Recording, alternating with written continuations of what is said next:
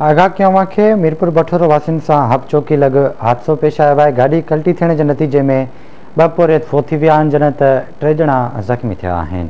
अहम ख़बर आहे अवां ताईं पहुचायूं पिया। फोतियुनि में हुसैन मला ऐं गुलाम पखाली शामिल आहिनि, जॾहिं त फोतियुनि जा लाश घर पहुचण ते कहराम अची वियो आहे। रुखो ईंदड़ ख़बर अवां ताईं पहुचायूं पिया। मीरपुर बठोरो वासियुनि सां हफ़चोकी लॻ हादसो पेश आयो आहे। गाॾी कल्टी थियण जे नतीजे में 2 पोरियत फोथी विया आहिनि, जॾहिं त 3 ॼणा ज़ख़्मी थिया आहिनि। फोतियुनि में हुसैन मला ऐं गुलाम पखाली शामिल आहिनि, जॾहिं त फोतियुनि जा लाश घर पहुचण ते कहराम अची वियो आहे।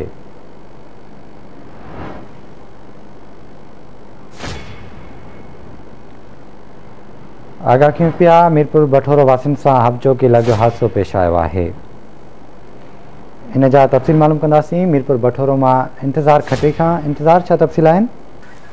जी बिल्कुल, मीरपुर बठोरो के गोठ नूरमान खासकेली रहवासी जेके कोयटा संगे मजदूरी ते वेलो हुआ, जेके गुज़िरियल राति देर सां पंहिंजे गोठ तरफ़ अची रहिया हुआ, हफ़चोकी लॻ जेको आहे गाॾी कल्टी थी पई, जंहिं नतीजे में 2 ॼणा हसन हुसैन मला ऐं गुलाम पखाली मौके ते फौत थी विया, जॾहिं त 3 ॼणा बसर खासकेली, ईसो खुदाई, अरबाब खुदाई सख़्त ज़ख़्मी थी पिया, जिन खे फौरी तौर ते कराची जी अस्पताल न्यूज़ हो, जॾहिं त फोतियुनि जा लाश घर पहुचण ते घर में कोराम अची वियो। जी ठीकु आहे, इंतज़ार। वॾी महिरबानी अवां जी तफ़सील खां आगाह करण लाइ।